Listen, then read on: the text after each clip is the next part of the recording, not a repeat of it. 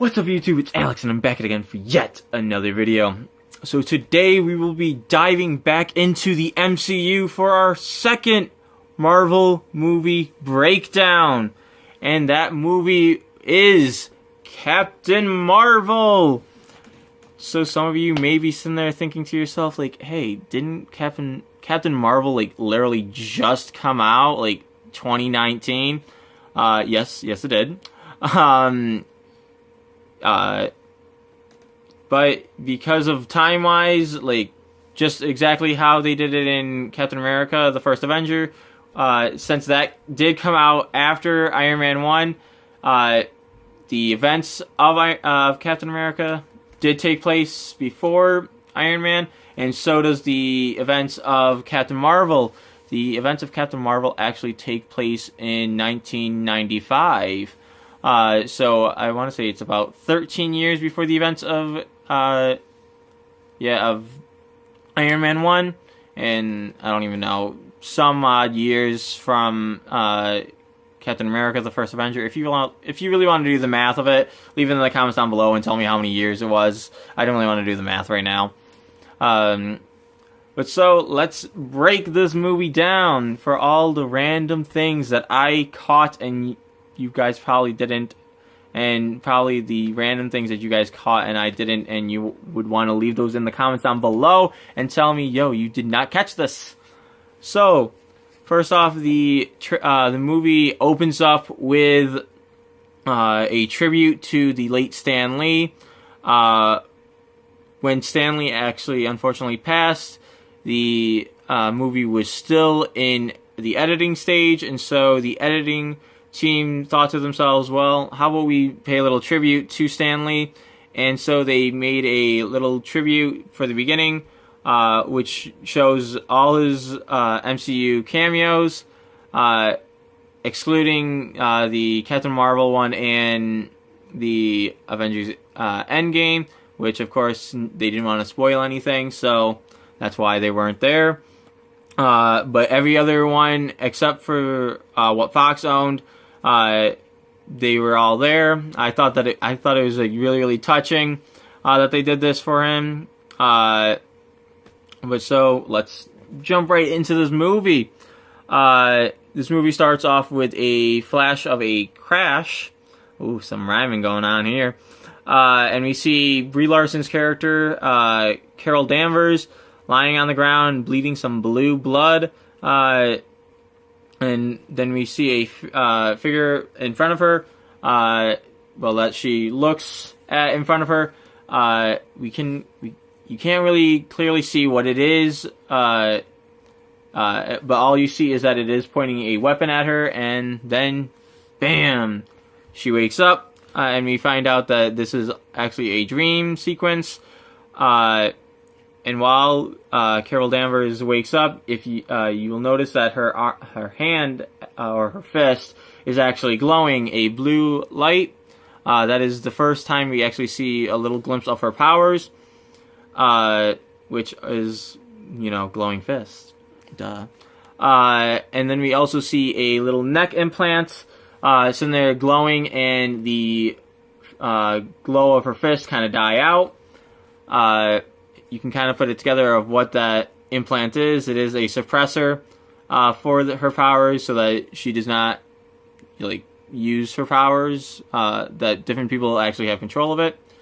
And then we go. She walks towards a window and overlooks and her blinds open up and overlooks the alien planet of Hala, which is the capital of the Kree. You might recognize the name the alien name of the Kree if you watched Guardians of the Galaxy Volume 1. They are referenced in that, because that is, I'm pretty sure, what Ronan is in the movie. But this movie, he's technically not a Kree. He's identified as something else, but we will get there of what he actually is identified as. Then we go and we see her go to Jude Law's character, which is Yonrog. Then they sit there and they talk about her dream. And he's like, well, why don't you just go back to sleep? I can't. because of the dreams. And he's like, well, they have pills for that. And she's like, yeah, but if I took one of the pills, I'd be sleeping. I don't really want to be sleeping right now. And he's like, okay. And she's like, you want to go fight? And so then they go to a like gym type place and go practice some like fighting skills on each other. Then Jude Law actually takes down Carol Danvers. He actually calls her Veers. It is revealed later in the movie why why throughout the whole sequence he only calls her Veers and not Carol. Then she actually sits there and she's about to go throw a punch at him with her glowing fist, and he sits there and he's like, no, no, no, and tells her to control it.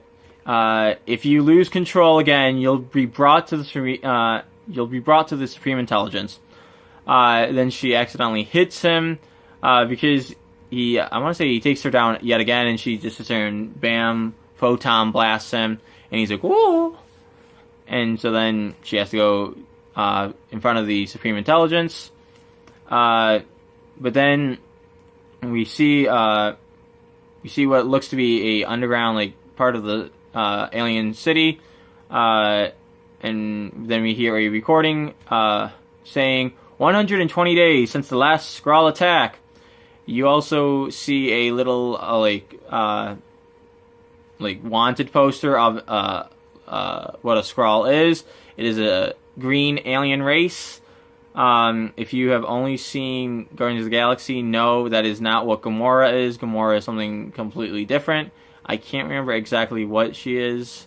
Hopefully by the time I get to Guardians of the Galaxy, I will actually remember what they are. So, got a few more movie breakdowns before we get to Guardians of the Galaxy, which is probably like everyone's favorite because it's like hilarious.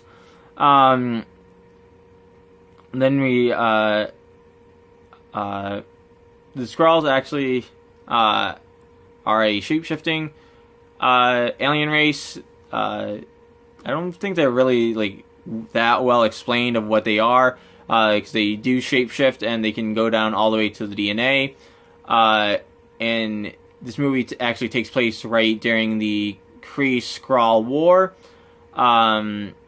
which is like a random war that I can't remember exactly in the comic books, like how it starts, like who kind of fires the first shot. I want to say it was probably the Kree. Kree probably did it, because that's how it kind of was in the movie, is that the Kree did kind of fire the first shot against the Skrulls, so, probably same thing in the comic books. Then we see Veers actually sitting there asking, because they're on like a train, she asks Yanrog, what does the Supreme Intelligence actually looks like? Law ends up explaining to her that no one can ever look upon the true form. That is because the Supreme Intelligence actually takes the appearance of someone in your subconscious. And while this is actually being said on the train, if you look behind them, you can actually see some green skinned aliens that actually do look like the race that Gamora actually is. It wasn't ever confirmed really if that is her race or not. I'm going to say yes, it totally is. Or I like to believe it is. Then Veers asks Yanrog what's the purpose of giving her these, and shows him her glowing fist, if she can never use them, and he tells her, I want you to use them, but I want you to learn the responsibility behind them. Then we see that where Yanrog and Carol were actually heading was towards the Supreme Intelligence. When she actually arrives to the Supreme Intelligence, the screen actually says, Supreme Intelligence, AI leader of the Kree.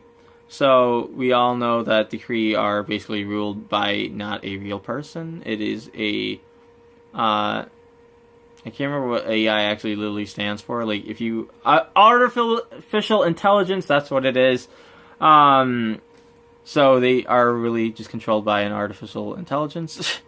Basically what Jarvis is in Iron Man 1. If you have no idea who Jarvis is, it's okay. We will get there in actually the next video, which is Iron Man 1. Then we see her sit there, walk into like a bit to like where the Supreme Intelligence is. She steps onto a certain part of the floor, which allows the Supreme Intelligence to come up and connect to her. Then we see that Carol, well, like what Carol sees when she goes to the Supreme Intelligence. She sees a woman that she actually has no idea who she is. She actually does tell the Supreme Intelligence, "I still can't remember who you are." Due to that, we find out later in the movie that the plane crash has actually... Well, I lied. It wasn't even the plane crash. That her memory was actually wiped by somebody. Because they don't really want her to see something. But we will get there later of what that something was and who it was. Then the Supreme Intelligence informs Veers that her commander, who is Jan-Rog, says that he believes that she is fit for battle. The Supreme Intelligence also sits there and talks to Veers about how her planet was part of the Skrull expansion. And we actually see the rest of Veers' dream from the beginning. The figure that we actually were seeing was actually a Skrull sitting there pointing a gun type thing at her, because like it's actually technically like attached to their hand or whatever.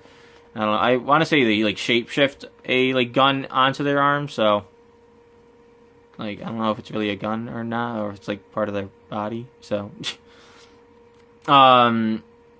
yeah. Then she actually says her, and the Supreme Intelligence basically tells her what was given to you can also be taken away, and the little neck implant starts glowing because Veers has her like fist glowing, and she's like what was given can be taken away, showing that it is a suppressor, so that she can't really use her full powers on anyone. Then we jump to Veers walking onto a spaceship with her crew behind her, which is the Star Force. We actually saw the Star Force in one of the trailers. I think I also mentioned it in one of the trailer breakdowns for Captain Marvel. So yeah, we see them walking onto the spaceship with her. Then we see Jan-Rog get on there, and he explains to them what their mission actually is. And he sits there and he basically tells them that they are going to a planet to go pull out this one dude who has like some information about the Skrulls and all that jazziness, and that there's like a secret like code that they have to say, and only he would know because it's buried into his subconscious, where the Skrulls cannot actually get to, or at least that's what they think. But if you actually look at the Star Force crew members, if you did see Guardians of the Galaxy Volume 1, you will actually notice that one of the people part of the Star Force is actually from Guardians of the Galaxy Volume 1. It is Korath. He was part of the Ronan the Accusers, kind of posse, if you want to call them that. He was kind of like his right-hand man. Then we see them kind of jump to like hyperspeed or whatever. I don't know. I don't really exactly know what they call it. I know that they call it like clicks. This is more explored kind of in Guardians of the Galaxy Volume 1 when they do a lot of jumps. This movie, they don't really explain what they're doing. And I was like, whatever. So then we see that they arrive to another alien planet. I cannot remember if they actually say what this planet's name was. I'm pretty sure they do not. I think Jan-Rog actually says it, possibly. I cannot remember. If you do know what that planet was called, leave it in the comments down below telling me, hey, it was this planet, dude. Then we see that the group known as the Accusers are bombing this planet to let the Star Force actually get in undetected. So yeah. Then they get there. We see a look of Veer's like full on Star Force outfit. The outfit is actually inspired by the comic books, because I guess she did actually wear this exact uniform, because the thing that everyone was all excited about was the hair, was the mohawk. Well, the mohawk helmet. Everyone was really, really excited about that, because I know a lot of people were freaking out during the trailers when they saw it. I was like, oh my god, yes, they're going to bring that in. She doesn't really wear it all that much in the movie, or throughout any of the other movies either. She doesn't really wear the mohawk helmet, so it's kind of a letdown. But so then we see that they are on the planet trying to get the dude, and Veers is the chosen one to kind of like go connect with the guy, and she knows the like password and everything, and she ends up finding him. She meets with him, and while that's going on, they have a Skrull attack.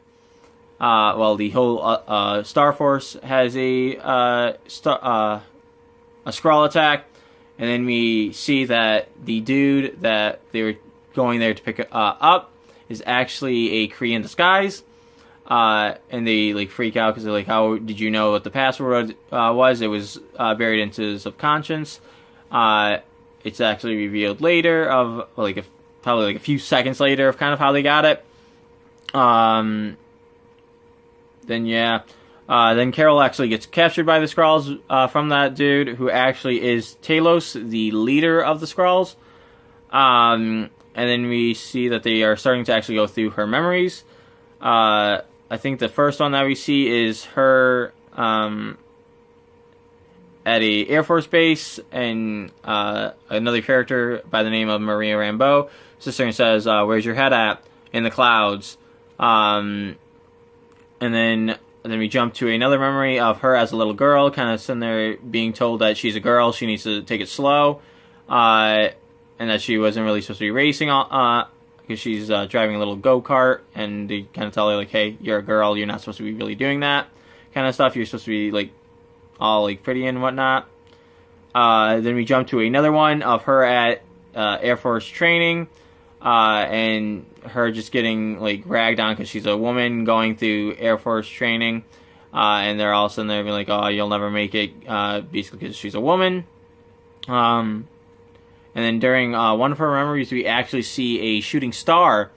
This shooting star is actually supposed to be said that it is Peter Quill from Guardians of the Galaxy.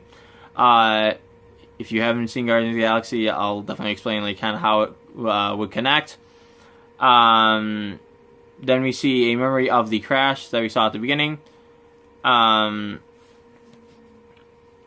Yeah.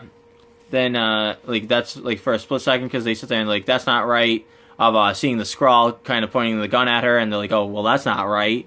And then they keep going forwards, and then we actually get the first look of the character of Goose. Goose the cat. I was actually really upset about this. Goose's name actually in the comic book is actually Chewie, after Chewbacca from Star Wars, because it is shown that in the comic books, Carol's, I think, favorite movie is Star Wars, and that's why the cat is named Chewie. Just exactly the same reason why my little pup is named Chewie, is because his actual name is Chewbacca, because I really, really like the Star Wars movies, so, yeah. Then we see Carol actually wake up from her memories on a Skrull ship, and she sees that they are actually playing her memories out on like a little screen, and they look like they're actually looking for something. This is where we also see the leader of the Skrulls, Talos, again, who's actually played by Ben Mendelsohn,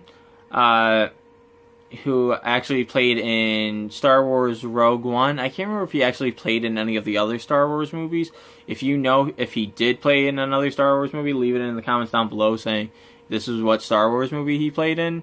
because I didn't think he actually did. I thought he only played in the one, but I could totally be incorrect about that. Interesting thing about this movie, while Ben Mendelsohn is actually in the full Skrull makeup, he is actually using his because he's actually Australian, and for the role of Talos, Talos actually has a little bit of an Australian accent, and they told him that it was perfectly fine for him to not use like an American accent. They really didn't want him to use an American accent, and so they said that it was perfectly fine for him to actually use the his native Australian accent. But for another character that he does play in the movie, he actually did have to use an American accent. We will get to another character who he actually played. So then Carol ends up escaping from them, and actually gets onto a actually goes like running around the ship, causing mayhem and all this and that, because she's trying to get these like things off her hands, because they clamped her hands in because they knew that she had the power in her hands. And then we see that she actually steals an escape pod. This escape pod we actually saw because she ends up crash landing on Earth. We actually did see this in the trailers.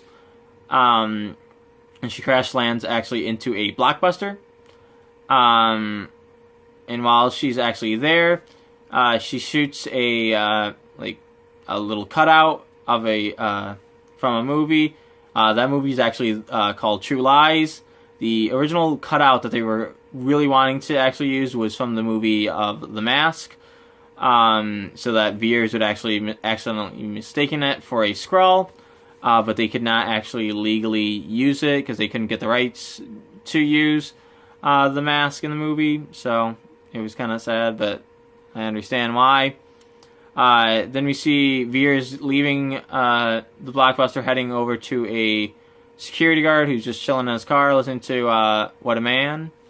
And so that security guard is actually the I want to say he's the head security director for Marvel. I thought that was really interesting that they asked him to kind of have a little cameo in it. Then after that, we see the Skrulls crash landing on Earth, the ones that survived from the ship blowing up. And so then and they're shape-shifting into random people that they see on the beach. Then we see Carol is sitting there calling up the Star Force. She's telling them that she kind of knows why the Skrulls are on Earth, because they are looking for a scientist by the name of Larson. Larson actually becomes a very big part throughout this whole movie of who she actually really is. Then while she's on the phone, she gets a little knock on the door, and we see a young Nick Fury. If you don't remember who Nick Fury is, I'll probably have a picture of him somewheres around here, telling you who he is. Since he did make a very brief appearance at the end of Captain America: The First Avenger, he makes an appearance in, I want to say, almost every other movie. So then he knocks on the door and he's like, "Hi, do you?" And basically describes that he's looking for someone that looks exactly like her. We also see a younger Phil Coulson. If you have absolutely no idea who Phil Coulson is, I probably will have a picture somewhere, hopefully around here, of who Phil Coulson is. Because he is an agent of S.H.I.E.L.D. And I want to say Nick Fury pulls out his ID and says that he's part of a group called S.H.I.E.L.D., and he's actually very, very low on the totem pole. We find out a little later in the movie of what level he's on. And then we see a Skrull actually shooting at the two of them. Then Carol actually starts running off and trying to catch the Skrull. And Nick Fury and Coulson jump into a car and start quickly driving after her to try to see where the heck she's going and what is that thing that just shot at them. And then Carol actually ends up boarding a train. While on the train, we actually see that is where Stan Lee's cameo is. He's a passenger on the train. We actually see him reading the script for Kevin Smith's Mallrats. If you have not seen Mallrats, I highly recommend it. It was actually a really good movie. I really, really liked it. And we hear him sitting there reciting the lines, "Trust me, true believer." Kevin Smith actually revealed on his YouTube page that due to Stan Lee's declining health, he could not actually muster up his trademark enthusiasm, and so that like whole line is actually from unused and unseen stuff from Mallrats. I thought that was like really sweet that they actually did that for him. Then we see Veer sitting there working her way through the cars, noticing this one old lady that was on the train, but she saw actually getting off the train, and so she sits there and she kind of is like, "Hey, I saw you get off the train. What the heck's going on?" And she then realizes that it is actually a Skrull in disguise, and she sits there and she, bam, punches the Skrull right in the face, or the old lady, as seen in the trailers. Of, oh my god, she's punching an old lady. The old lady's actually a Skrull. And everyone else on the train actually sits there and tries to like hold Veer's back and is like, "I don't want you beating up this poor innocent old lady. She didn't do anything wrong." God. And so we sit there and see them like kind of holding her back. And then she sits there and the Skrull ends up like running away. She chases after it like all throughout on the train, and then she ends up losing it. While this is actually going on, we see Nick Fury still trying to Fast and the Furious after her, and he ends up getting into a car accident, which actually injures his left eye. If you saw on the Captain America breakdown, you would have seen that the picture of Nick Fury actually has a eye patch over his left eye. This is not the incident where he actually loses his eye, but this movie does explain how he lost his eye. And he ends up getting into a car accident, and he ends up finding out that who he thought was Agent Coulson is actually a Skrull, because Agent Coulson sits there and he goes on to the radio and says, "Hey, could you guys come and pick me up? Like, you guys left me here." And he's like, "What?" And then sees that that it is a Skrull, and he ends up getting into a car accident and actually kills the Skrull. And when Skrulls actually die, if they are shapeshift into somebody else, they actually go back to the normal form of themselves and look all green and Skrull-like. Then we see Veers end up arriving at a train station. I can't remember exactly which train station it's supposed to be. And she's sitting there trying to search for the Skrull. While at the train station, one of the writers for Captain Marvel, she I think wrote from 2012 to 2015. You can actually see her in the background as a bystander. I think she is the redhead in one of the scenes. I can't remember exactly where she is. Then we see, that like after the Skrull die, that it's green, and Fury ends up putting his coat over it so that no one can actually really see that there is an alien in his car. Then we see Carol actually trying to work a computer because she's trying to find a bar that was in her memories from when the Skrulls were scrambling through her memories. Then she ends up sitting there seeing it, that she has to go like look at a map. While she's actually looking at the map, a man on a motorcycle actually pulls up right near her and is actually trying to pick her up. He also says the line of give me a smile."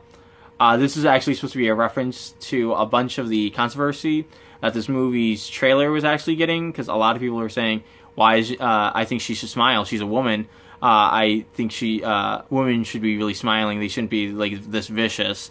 In a deleted scene, I was actually really sad that they actually deleted this scene. I thought that it would have been really, really good in it. Veer's actually sister, and kind of threatens to break the man's arm if he didn't give her his motorcycle. And she actually, sister, while she's like holding his arm, she's like, "What? No smile, honey?" I actually absolutely love that scene. I really wish they actually kept it in the final draft of it. But I think they kind of thought that it wouldn't really go over well with audience. But I think that they should have still went for it. Like I really liked it. I thought that it was like really woman empowering. I really liked that. But they didn't. So so then we end up just seeing Carol randomly stealing some clothes from a mannequin from a random store, and we also see her stealing the man's motorcycle. So yeah, if you guys actually wanted to see that deleted scene, I'll probably leave a link down below showing you guys that scene that I just referred to. I really like it. Maybe you guys will like it too if you do end up watching it and you actually really like it. If you want to leave a comment down below, I'm totally fine with it. So yeah. So then we see her sitting there going, stealing it. Then we jump to Fury and this his boss, who his name is Keller, I think it is. I think that's how you pronounce it. Who is actually also played by the guy who played Talos, Ben Middleton, I think it is. I don't know how to say his last name. If you really want to put it down for other people in the comments down below and say this is how you actually spell it, I'm okay with that. But we see them sitting there at an autopsy of a Skrull. Oh, well, the Skrull that was impersonating Coulson. Fury's sitting there holding a ice pack up to his left eye. And they're like, "Oh, how's your eye? Oh, it's fine." Since this is not as I said, this is not the incident where he actually loses his eye. We will see that later in this movie. But while at the autopsy, Nick Fury and Keller, Nick Fury actually is the one who lifts up the sheet and actually checks out the junk of the Skrull. Apparently, this whole scene was improvised. Samuel L. Jackson just completely did it just because he thought that it would be hilarious. And it actually was pretty hilarious. And the guy, Ben Middleton, was just totally along for the ride and was like, "Okay, whatever. You're gonna do that? Okay, I'll look with you, see what this alien's junk looks like." Then Fury tells Keller that he's gonna go after a lead on Carol. He ends up. Keller then tells him "Hey, don't take anyone with you. We don't know who we can actually trust, who's actually an alien here." And so Fury ends up just leaving. Then Keller gets really close to the Skrull's head and says, "I will finish what we started." That actually then reveals that he too is a Skrull, impersonating this person. Then Carol goes back to the bar that she was actually looking up. Then she sees all these pictures of Air Force planes.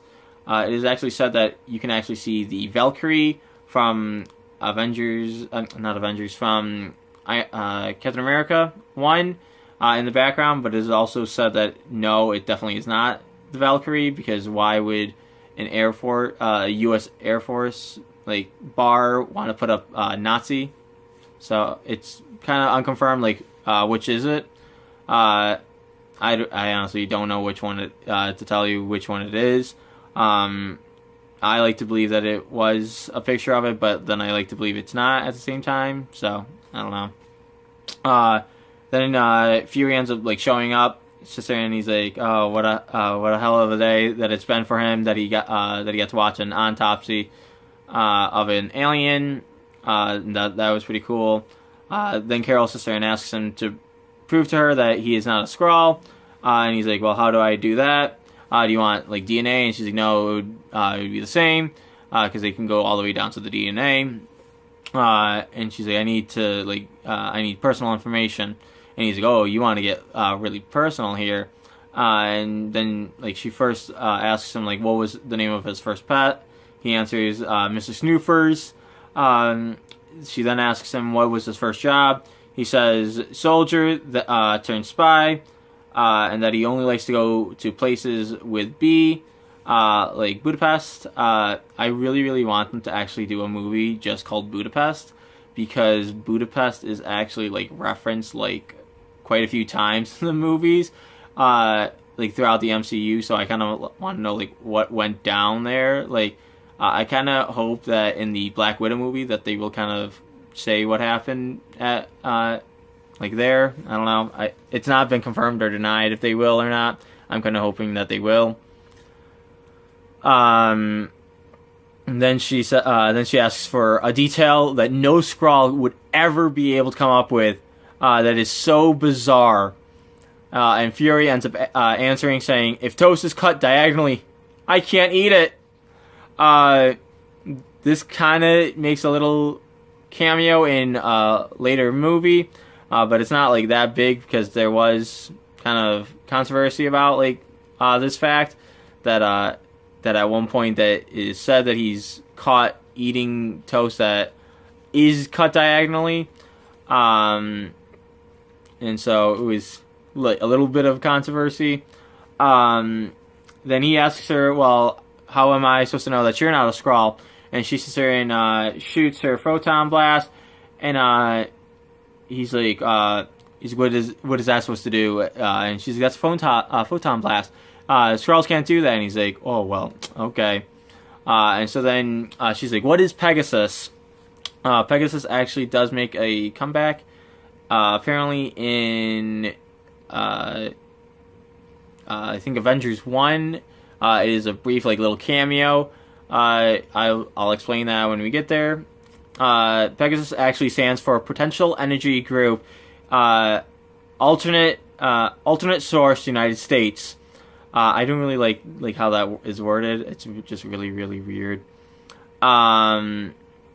Then Fury says is like okay that he's just gonna like drive her to Pegasus.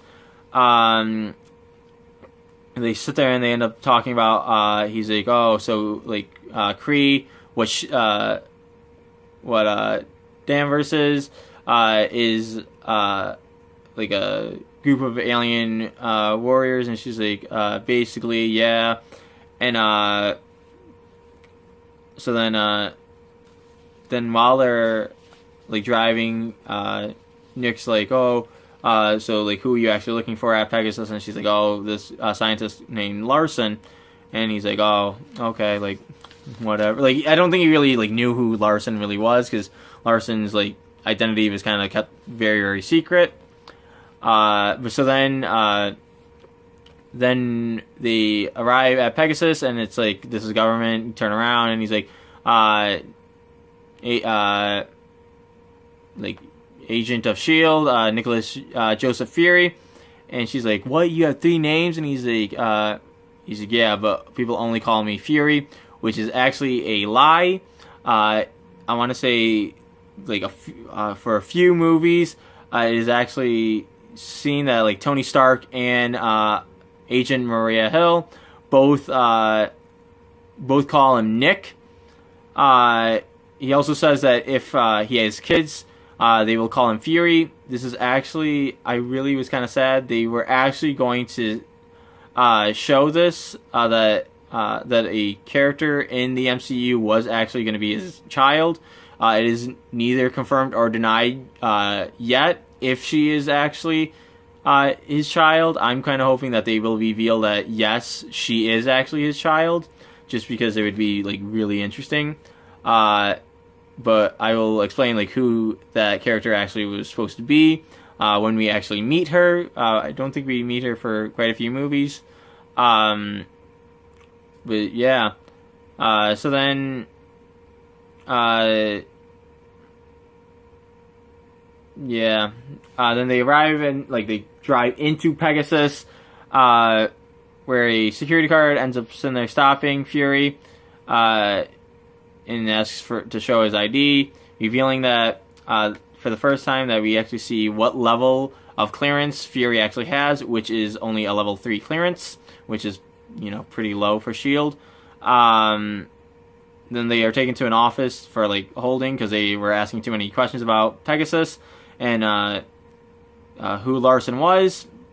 Then Fury ends up pulling out a pager and says sends a, I don't know if it's called a page or what it is. If it's called something else, leave it in the comments down below saying, hey, it's not called a page, it's this, whatever it is. And in his page, he sits there and he says that he needs backup.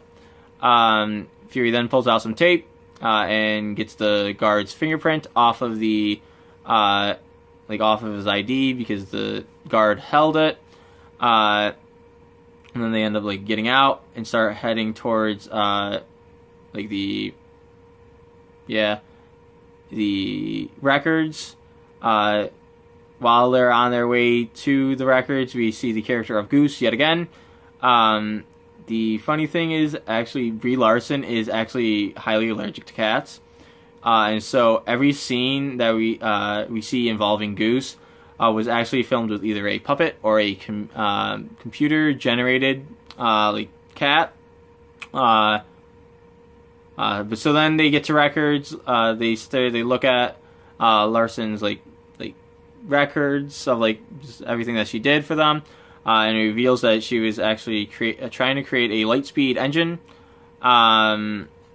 Then while they're looking at the records, Fury says, "Well, that maybe the reason why they don't really want to talk about who Larson is at Pegasus is because Larson was kind of kooky." And he shows her one of Larson's journals, and Carol ends up sitting there and is like, "No, this is Kree glyphs," revealing that Larson was actually Kree. So where Carol has been hanging out for the past few years is actually where Larson kind of grew up. She then ends up sitting there calling up Yanrog and is telling him all about this. But also while they're doing the records, it's also revealed that Larson is actually dead, and that there was only 2 people who saw Larson before she died, and that was the pilot that was driving the plane with Larson and a friend of the pilot's. And the pilot actually was Carol, and the friend was a woman named Maria Rambeau, as I mentioned earlier in the video. She does come back later in the movie. So then she ends up calling up Yanrog, reveals that Larson was a Kree. He tells her, that he was looking at records and that her Kree name was actually Marval. So then, and he's like, "Oh, you gotta kind of stay where you are. That they're coming to Earth to kind of help her out." Then we see the backup that Fury had asked for was actually Keller. And Keller actually reveals basically to Fury that he is a Skrull because they talk about some memory and the guy doesn't answer correctly, and Fury's like, "Oh my god, you're kind of basically a Skrull," but subtly says it. Then Fury actually also realizes that most likely the S.H.I.E.L.D. agents that he brought with him were probably Skrulls, and they also are told that Fury is a rogue agent and that they kind of have to arrest him because he's aiding a fugitive. Then we see a little fight scene between Fury and Keller. Then Carol comes in, photons blasts him, and they end up leaving. As they're escaping, Coulson ends up running into them, and he ends up just sitting there letting them go. Then as they they keep running, Carol demands that Fury gives her his pager. it does actually make a comeback later in the movie and in later movies. Then we see the two of them actually run to what looks actually like a prototype of the Quinjet. If you don't know what the Quinjet is, it's okay. We will discuss what the Quinjet is in the Avengers breakdown movie. Then while they're flying, they hear a little meow on the plane, and see that Goose has actually is a stowaway, and going with them wherever they're going. Then we see Star Force heading that they're on a plan course to Earth. We also are introduced really to the character of Ronan. He's yet again he's from Guardians of the Galaxy Volume 1 is where we really see him.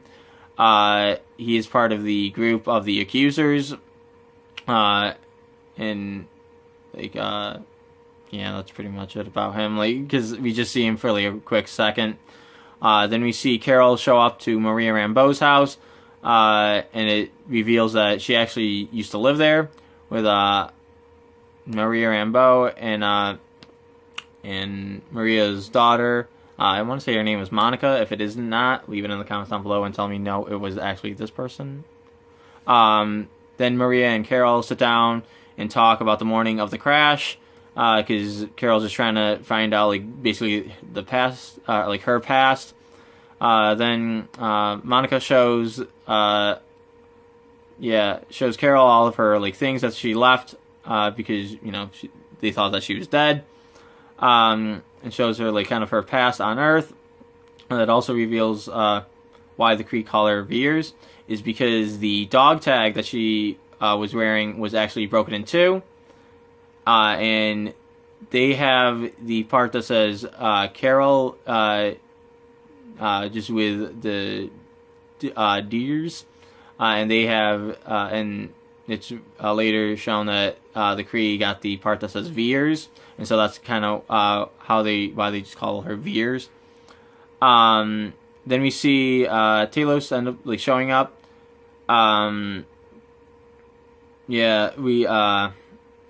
Talos comes in actually drinking a milkshake. This is supposedly supposed to be a nod towards Samuel Jackson's character in Pulp Fiction, since he's caught drinking milkshake in there, and it's a big thing. I've never seen Pulp Fiction. I keep saying that I'm going to watch it, and I just haven't gotten around to it. So maybe I'll finally watch it and kind of see how that was a connection.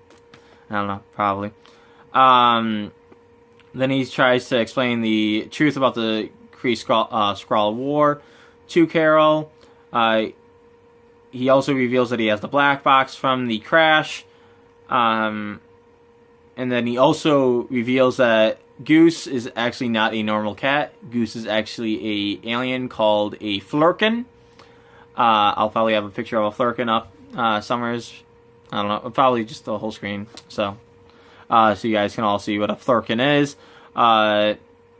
Then they end up going into Maria Rambeau's shed or whatever. I don't even know what to really call it, because it was a random little house.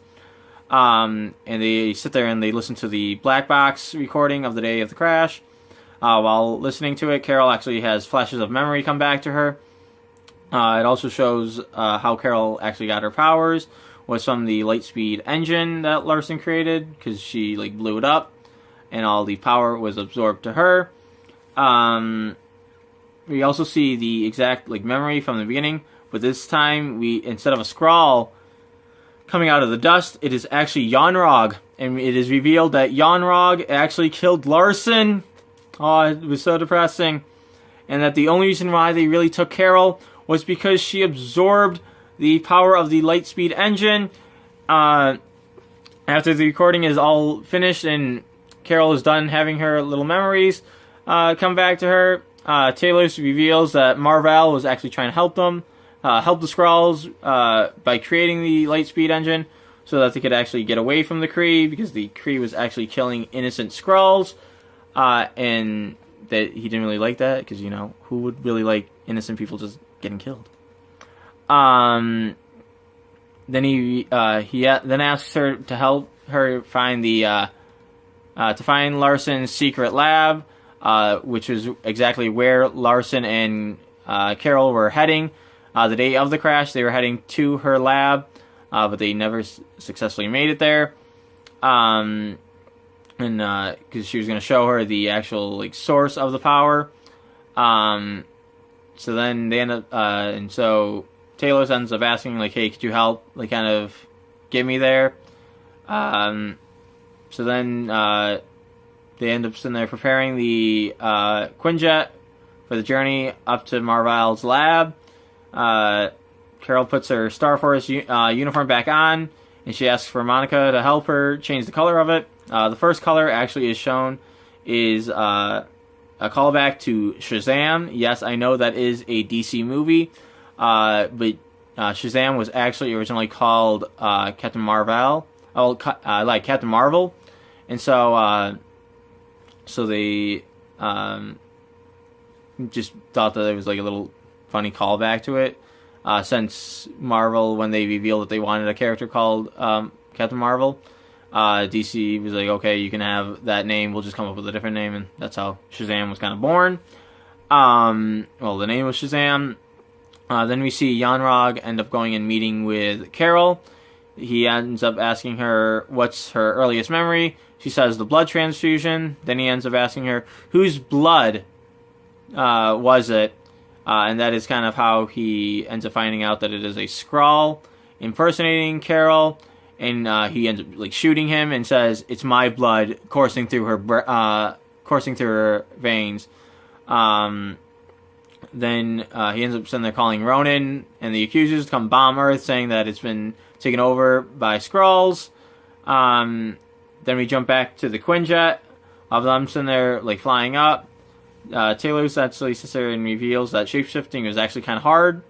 I've actually heard rumors that in the comics, Talos actually could not actually shapeshift. And that basically, because he's sitting there bragging in the Quinjet saying, oh yeah, it's actually really hard. Like, it's a talent for, and that, like, basically that he has a talent of it. I thought that it was kind of funny that if he actually can't shapeshift in the comics, that he's sitting there kind of bragging to them. Then they end up finding Larson's lab, sitting in orbit of Earth, and then on the lab we see the Tesseract for the second time. So yeah, so I told you guys that this was gonna like come up like in a bunch of movies. This is just like another movie that it's just gonna randomly appear in. And it is shown that the Tesseract actually is the power source of where they got the Lightspeed engine. Then we actually, while they're looking at the Tesseract, they end up seeing a little cup of hot tea, and like, we're not alone here because it's still hot. Then we hear Talos actually sitting there doing a little call to his people to like reveal that it's okay, that they're safe, that they can come out of hiding. Then it's shown that Talos actually has a daughter, and has been in the lab for the past 6 years, along with all the other refugee Skrulls. Talos also reveals to them that the Skrulls are all over the galaxy only because they are trying to hide from the Kree, and that because it's said early in the movie that the Kree was hunting them down all over the galaxy, and he reveals that the only reason why is because they're trying to hide because the Kree actually destroyed their home planet. Then while they're on at the lab, we see the Star Force come back, and that they have found the lab. While there, Yanrog uses the thing to suppress Carol's memories, Carol's powers, not memories, and turns off her powers. She's then brought to the Supreme Intelligence, kind of like be forced into the Supreme Intelligence.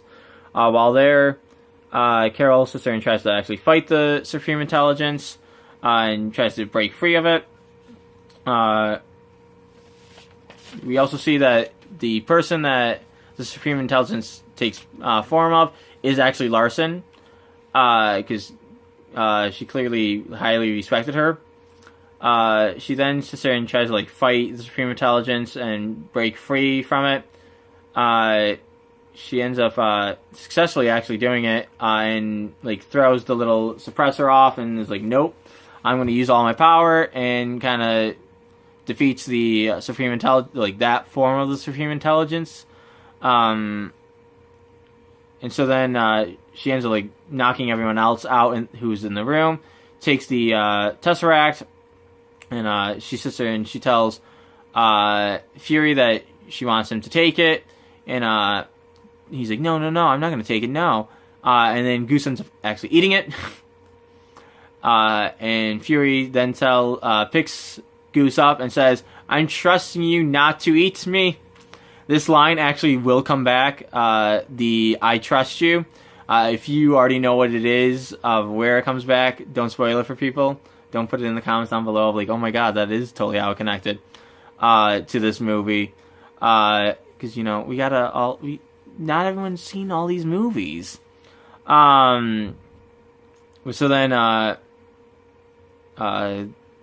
then the Star Force is in there kind of like battling it out with Carol, while Talos is actually taken hostage by like some Kree guards. Carol's in there battling them out, and yeah, like just punching them all out. Then as Fury and Maria Rambeau are actually trying to leave, the guards end up stopping Fury and Maria. Then reveal that it's revealed that one of the guards is actually Talos, trying to get his family out safely. They end up all getting out on the Quinjet after Talos was actually shot. But he's not killed. He's perfectly fine. He's just shot, like I think in like the armpit or something like that. Yeah. Then the Quinjet leaves, and they end up taking two of the people from the Star Force end up taking escape pods and start going and following the Quinjet. I can't remember exactly what the woman's name is, but one of them is Yanrog. Carol ends up jumping onto his ship as he's leaving. He ends up sitting there like using this certain kind of machinery and throws her off. She ends up starting to fall towards the ground, and she then realizes that she could actually fly. And while she's sitting there flying around, she ends up crashing Yanrog's ship. Like crash landing it. Then Ronan ends up showing up with all the other accusers to blow up Earth because they think that it's taken over by Skrulls. Yeah. So then he ends up firing some missiles at Earth to kind of just destroy it. She flies up and bam, punches one of the missiles, and it ends up like being thrown back towards the other missiles and ends up just blowing up in the sky. Ronan then says, is like, how is this possible? Like Earth shouldn't, it doesn't have a defense mechanism for them. It shouldn't really be possible for them to do it. Then they end up like leaving because she ends up like blowing up one of their ships. He's like, oh, but we will be back for the weapon. And then one of the people on the ship says, the core? And he answers, the woman. Carol then ends up flying back down to Earth to face Yanrog. She ends up successfully beating him, and then drags him back to his ship, saying that she's sending him back to the Supreme Hala with a message for the Supreme Intelligence, that she is coming back to end it all. And then Maria Rambeau actually ends up shooting down the other woman who's flying a ship, and she like dies. And then as they're flying like back to Maria's home, Fury picks up Goose, and he's like, "Oh, you got all those mean bad guys in there. Oh yeah." Like sitting there just baby talking to him, and then Goose scratches his left eye, and he's like, "Oh," and he's like, "Mother flirkin." And so that line is actually said to have come back in another movie I will reveal like what movie that is later. Then while they're back at at Maria's house, they talk about how the Skrulls need to find a new home, kind of safer from the Kree. Carol reveals that she will go with them to help go find a new home. And while they're actually at dinner, Maria asks Fury, how is his eye? And he's like, oh, it's fine. It's just a scratch. And Talos sits there and he's like, no, it's not. Revealing that he knows that it's something a lot like bigger than Fury actually knows. Then as we get closer to the end, Carol is sitting there sitting there washing dishes with Fury, and he's like, oh, Marvel, I like that name. And she's like, it's Marvel, it's 2 words. And he's like, oh, so, he's like, Marvel has a nice ring to it, like the Marvelettes. And then he ends up sitting there like singing a song by the Marvelettes. Then Carol ends up giving Fury his pager back, telling him that it is only for emergencies. That is why this pager actually comes back in another movie. I will talk about that when we actually get to that movie, of that it is her pager. She then sits there and says goodbye to everyone. And then Carol goes up into space and is like, okay, we're gonna do this. We're gonna go find you a new home to the Skrulls. And she then looks at Earth, looking at it as if she knows that she won't see it for quite a while. Then that's the last time we see her. Then we jump back to Earth and we see Coulson and Fury. Coulson sits there and is like, oh, is it true that the Kree cut out your eye and burned it? So like we know that like he kind of made up a fake story so that he looks a little tougher than Cat just scratched his eye out. And then Fury starts talking about how they need to put together a team to protect the Earth from threats from space. Then you see the original name on the program that of what it was originally called was called the Protector Initiative. Fury then is sitting there looking at photos of Carol, revealing that one of her nicknames was actually the Avenger. He then sits there and changes the group that they need to put together toward to the Avengers Initiative, saying they need more like her. And then as he's sitting there typing the Avengers Initiative, the original Avengers theme song starts softly playing in the background. And then that is it. Then we go to post-credit scenes. So there is 2 post-credit scenes. I will only be talking about one, since the other one does reveal something about another movie. And we will not talk about that till we get to that movie.